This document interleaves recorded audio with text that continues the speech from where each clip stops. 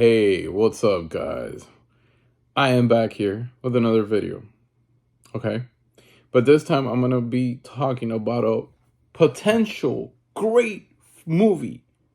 Great potential. It had really good potentials to be a classic slasher from the mid 2000s out of all years.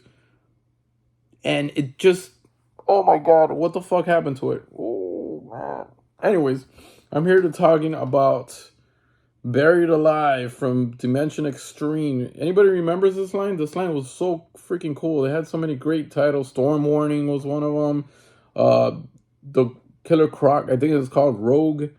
That was another one. Mother of Tears, the Dario Argento Mother of Tears. They had so many cool stuff here from Dimension Extreme. I think there is, here it goes. Here's some of them. Dirty Sanchez, Dead or Alive, Broken, Black Sheep. There's some of them that you might remember, those covers in the mid 2000s. Anyways, I'm here to talk about Buried Alive from the year 2007. Okay, so this film is not rated. It is a supernatural slasher horror movie from 2007. It runs in 1 hour and 34 minutes, directed by Robert Kurtzman, who also directed The Wishmaster in 1997.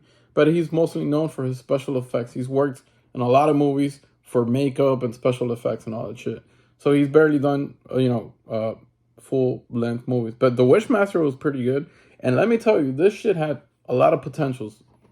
I thought it was, I'm just going to tell you. Look, listen. So the plot goes like this. A group of college students are hunted by an evil spirit of a woman who was buried alive years ago near their secluded vacation home. Now it stars Tobin Bell, which is the guy from Saw, Jigsaw. If you guys don't know that, come on. So he stars as Lester, Terrence J as Zane, Leah Rachel as Renee, Aaron Reese as Laura, Lindsay Scott as Julie. You probably don't know none of those girls or none of those people. But let me tell you, this movie had, let me see, three hot girls. They're beautiful, beautiful girls. And yes, they do come out naked. Well, two of them come out naked. Show their breasts and all that. Perfect, beautiful boobs. Anyways, so IMDb gave it a 3.9 out of 10. Rotten Tomato has it at a 13%, and Letterboxd has it at a 2.5 out of 5. Film location, Santa Fe, New Mexico. Box office gross worldwide, 1.5 million, and it was a straight-to-DVD release with a Blockbuster exclusive written all over. It was exclusively for Blockbuster Video, back when that was cool. Anyways, so, again, my thoughts on it. It was a bunch of hot girls running around with, showing their boobs. There's two girls that they want to join the sorority of the main girl, which the main girl is Renee. Renee was the main girl. And then Julie and Laura were the two girls that wanted to join the sorority, and they would do whatever she says, for like pledging and whatever she said had to go. Now, the kills were a good thought, but it wasn't delivered well. The makeup sucked. It was CG, and I don't know. It was kind of crappy, man. It didn't live up to expectations. This lady, you would see her way too much in the movie, so it kind of lost its charm.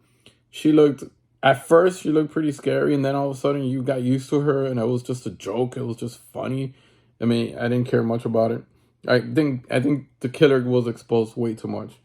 The soundtrack felt like early 2000s instead of 2007, late 2000s. Felt like a 1999, 2000, 2001 kind of soundtrack. A lot of rock, a lot of little punk rock and all that stuff, but it was alright. The soundtrack was alright. Tobin Bell was pretty good in this movie. I believe that he was in 2007. He already looked old as fuck already, so I don't know how old this guy is. Tobin Bell, but yeah, man.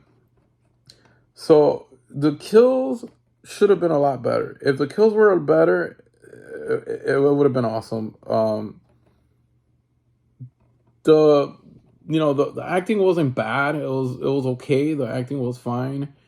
Um, at the beginning, it lived up good. It had all you wanted: hot chicks, the jock, the nerd, and then the girl that you thought was gonna be the final girl.